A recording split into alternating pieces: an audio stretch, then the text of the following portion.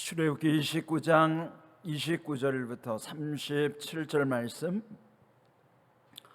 마음을 집중하시고 함께 읽어봅니다. 아론의 성의는 후에 아론의 아들들에게 돌릴지니 그들이 그것을 입고 기름 부음으로 위임을 받을 것이며 그를 이어 제사장이 되는 아들이 회막에 들어가서 성소에서 섬길 때에는 이레 동안 그것을 입을지니라. 너는 위임식 숫양을 가져다가 거룩한 곳에서 그 고기를 삶고 아론과 그의 아들들은 회막문에서 그 숫양의 고기와 광주리에 있는 떡을 먹을지라. 그들은 속죄물 곧 그들을 위임하며 그들을 거룩하게 하는 데 쓰는 것을 먹되 타인은 먹지 못할지니 그것이 거룩하기 때문이라. 위임식 고기나 떡이 아침까지 남아 있으면 그것을 불에 살을지니 이런 거룩한즉 먹지 못할지니라. 너는 내가 네게 한 모든 명령대로 아론과 그의 아들들에게 그같이 하여 이레 동안 위임식을 행하되 매일 수송아지 하나로 속죄하기 위하여 속죄제를 드리며 또 제단을 위하여 속죄하여 깨끗하게 하고 그것에 기름을 부어 거룩하게 하라. 너는 이레 동안 제단을 위하여 속죄하여 거룩하게 하라. 그리하면 지극히 거룩한 제단이 되리니 제단에 접촉하는 모든 것이 거룩하리라. 아멘. 출애굽기 29장은 그 제사장 위임식에 관한 말씀이죠. 오늘 읽은 말씀은 그 제사장 위임을 통해서 하나님이 이루시고자 하는 아주 중요한 목적을 말씀하고 있습니다. 오늘 읽은 말씀은 절수로 따지면 9절이지만 이 9절에 가장 많이 반복해서 말씀이 강조되는 것은 거룩이라고 하는 단어예요. 무려 8번이나 거룩이라는 말씀을 강조하고 있어요. 31절 거룩한 곳에서, 33절 거룩하게 하는데 거룩하기 때문이라, 거룩한즉 거룩하게 하라, 이런 말씀들이 계속 반복되는 거예요. 그 제사장을 위임하여 하나님께서 그 택한 백성들에게 흘러가게 하심이 결국은 하나님의 거룩함의 영향력이 그 백성에게 흘러가게 하심인 것이죠. 앞에서도 이미 그 제사장 위임식에 있어서 드려지는 제사, 그것이 이제 속죄제가 첫 번째였죠. 그 죄를 씻어야 하니까, 그래야 거룩함의 첫 번째는 죄를 씻는 거거든요. 그 속죄제, 그 다음에 드려진 것이 온전히 불살라서 전체를 드리는 헌신의 의미가 있는 번제, 그 다음에 화목제로서 그 고기를 먹음으로써 하나님과 화목하고 서로 화목할 수 있는 길을 여신 거예요. 제사장의 직무 3가지가 그 속에 담겨 있는 것이죠. 물론 이제 그 가운데에도 소제라고 하는 것, 앞에서 말씀드린 5가지 제사의 종류 중에서 속건제를 제외한 4가지 제사가 거기 다 포함돼요. 속건죄라고 하는 건 사람들 사이에 문제가 발생할 때 하나님께 그 문제를 해결하기 위해 드리는 제사가 속건제인데, 그것 외에 이 나머지 4가지 제사, 말씀드린 대로 번제와 소제와 화목제와 속죄제, 이 4가지가 여기 제사장 위임식 가운데 그 제사들이 다 나타난 것이죠.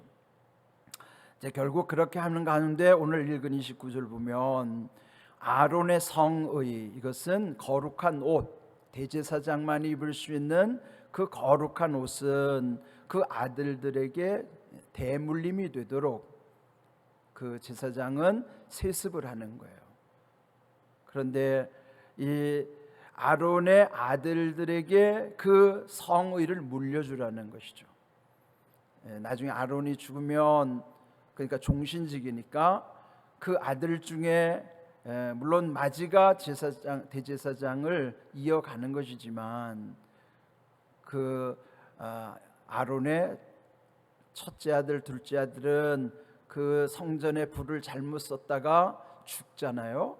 그래서 셋째 아들 엘르아살이 이어서 대제사장이 되긴 하죠. 그러면 다시 제사장 위임식을 하긴 하지만 이미 그 아버지가 입었던 이 성의 거룩한 옷은 다시 만드는 것이 아니고 이어서 받아 입는 거예요. 대물림을 해서 입는 것이죠.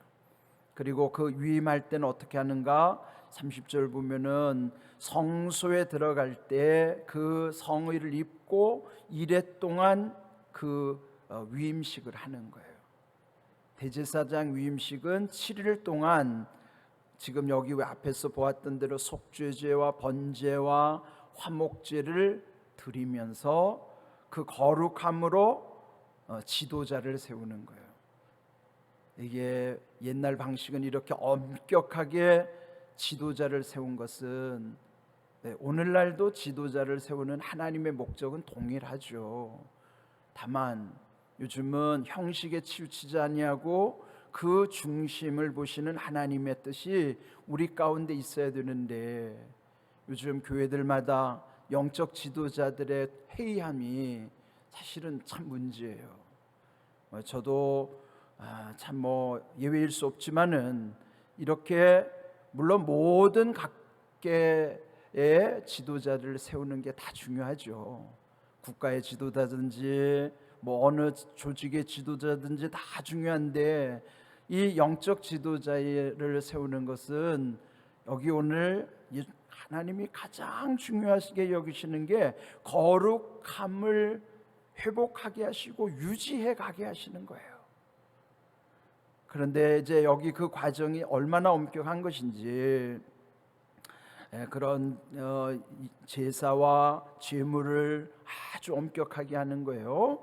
그리고 36절을 보시면 매일 같이 이제 7일 동안 그 위임식이 이어지는데 7일 동안 매일 수송아지 하나로 속죄하기 위하여 속죄제 드리고 또 속죄를 드림으로 깨끗하게 함으로 그 다음 또 거기에 기름을 부어서 거룩하게 하라는 거예요. 그걸 매일 하는 거예요. 이래 동안에 매일같이 거룩하게 하고 또 거룩하게 하고 또 거룩하게 하고 7이라고 하는 숫자는 단순히 7이 아니라 그 상징적 의미는 완전함을 상징하는 의미예요. 완전하게 거룩하게 구별되게 하시는 거예요. 기름을 부어서도 거룩하게 하고 오늘 제일 중요한 말씀은 37절입니다. 37절 너는 이래 동안 제단을 위하여 속죄하여 거룩하게 하라. 그리하면 지극히 거룩한 제단이 되리니 제단에 접촉하는 모든 것이 거룩하리라. 여기 오늘 제목을 접촉, 여기 접촉이라는 말이 나와요. 영어로는 터치라는 말이에요. 요즘 우리말에 영어 터치라는 것은 우리 일상에 많이 쓰는 말인데 접촉, 그것은 여기 보면 그 제단을 먼저 속죄함으로 거룩하게 하고 그 제단을 먼저 지극히 거룩한 제단이 되게 하시는 거예요. 지극이라는 건요, 그 극의 끝이 지극이에요. 더 이상 갈 수 없는 완전한 곳에 이른 것이 지극이에요. 그 극의 끝이 지극인데 그것은 어찌 보면은 무한대라는 뜻이에요. 무한대, 무한히 거룩한 곳. 지극이라는 것은 하나님께만 쓸 수 있는 용어예요. 지극히 거룩한 제단. 교회는요, 지극히 거룩한 제단이라는 것을 알아야 됩니다. 처음부터 하나님이 제단을 선포하실 때 이 제단은 지극히 거룩한 제단이 되어야 한다는 거예요. 형식이 아니라 하나님의 거룩함이 흘러 나오도록 이 제단이 거룩한 제단이 되어야 되는 거예요. 새벽마다 우리 기도하는 게 뭐예요? 우리 교회를 위해서 기도하는 것은 여기가 날마다 은혜의 샘이 솟아남으로 그 샘은 생수의 강을 이루어 지역사회와 이 세상을 향해 흘러가도록 해야 하는 거예요. 여기가 지극히 거룩한 제단 되도록 여러분이 기도해 주셔야 돼요. 네? 여기 형식이 그러하다는 게 아니고 여기 장소를 우상처럼 여기라는 게 아니라 여기에서 선포되는 메시지 가운데 여기에서 성령이 임재하신 가운데 여기가 지극히 거룩한 제단 성수에서부터 은혜의 샘이 솟아 생수의 강을 이루어 갈 수 있도록 여러분은 이 교회와 저를 위해서 끊임없이 기도해 주셔야 돼요. 저를 위해라는 것이 저의 개인적인 기도를 해달라는 게 아니라 이 제단에 지극히 거룩한 제단이 되도록 기도하셔야 돼요. 여기서 왜 그렇게 해야 되는가? 이 지극히 거룩한 제단이 되리니 그 지극히 거룩한 제단에 접촉하는 것 모든 것은 거룩하게 되기 때문이에요. 여러분이나 여러분의 기도가 그 거룩함에 접촉되려면 여기가 지극히 거룩한 제단이 돼야 돼요. 사람이 말하는 것이 아니라 저를 통해서 하나님이 말씀의 영으로 이곳에서부터 지극히 거룩한 제단에 접촉되는 여러분의 모든 기도와 여러분의 삶이 다 거룩해지는 비결은 여기가 지극히 거룩한 제단이어야만 그러할 수 있다는 거예요. 오늘 이 말씀이 왜 중요한가 하면 접촉이라고 하는 것은 다시 말씀드리면 접속된다는 것이고 그건 다시 말하면 터치, 연결된다는 의미예요. 생태계라고 하는 거, 우리가 살아가는 이 세계를 다 생태계라고 그러잖아요. 생명의 형태가 다 생태계를 이루는 것인데요, 생태계의 제1법칙이 있어요. 그는 모든 것은 또 다른 모든 것과 연결되어 있다, 접촉되어 있다. 영어로 everything is connected to everything else라고 하는 거예요. everything, 모든 것은 everything else, 또 다른 모든 것들과 다 connected가 되어 있다는 거예요. 이게 생태계 제1법칙이에요. 법칙이라는 것은 원리이기 때문에 누구도 예외일 수가 없단 말이죠. 다 거기에 다 연결되어 있어요. 우리도 세상과 연결되어 있고 하나님과만 연결되어 있는 것이 아니라 세상과 연결되어 있고, 여러분 지금 아프가니스탄에서 어제 보니까 우리나라에서 391명을 그분들을 데리고 왔다더라고요. 왜 그분들을 데리고 오나요? 다 세상은 연결되어 있기 때문에 연결된 곳으로 힘이 흘러가는 거예요. 다 이렇게 접촉되어 있는 것이 접속되어 있는 것이고 그것이 다 연결되어 있는 것입니다. 지금은요, 이 와이파이라고 하는 기능이 세상의 모든 것을 다 연결시켜 놨어요. 근데 이 와이파이 기능은요, 이미 지금은 물리적 공간에서의 와이파이가 지금 이루어진 것이지, 이미 2000년 전에 성령이 임재하신 가운데는 성령은 이미 그 전에도 와이파이 기능을 다 하고 계셨어요.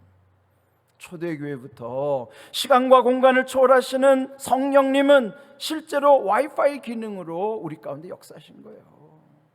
지금도 시간과 공간을 초월해서 그때의 하나님이, 지금의 하나님과 미래의 하나님, 시간과 공간을 초월한 영원한 와이파이 기능은 성령께서 하시는 거예요. 그래, 지금 물리적 공간 속에서 이루어진 것이 이게 놀라운 것입니다. 왜냐하면 영적인 세계의 의미가 지금은 물리적 세계 속에서 구현되고 있기 때문이에요. 그런데 이게 단순히 와이파이 기능이 모든 것이 다 연결되어 있기 때문에 요즘 IoT라고 하는 사물 인터넷도요, 그 와이파이 기능이 다 사물과 연결될 뿐만 아니에요. 우리의 지능이 인공지능하고도 연결되고, 이게 무서운 세상입니다. 예? 다 연결되어 있다고 하는 게 이게 영적으로 다 흘러가고 있고 다 영향력이 통하고 있다는 거예요. 참 무서운 세상을 살아가는 거예요. 예?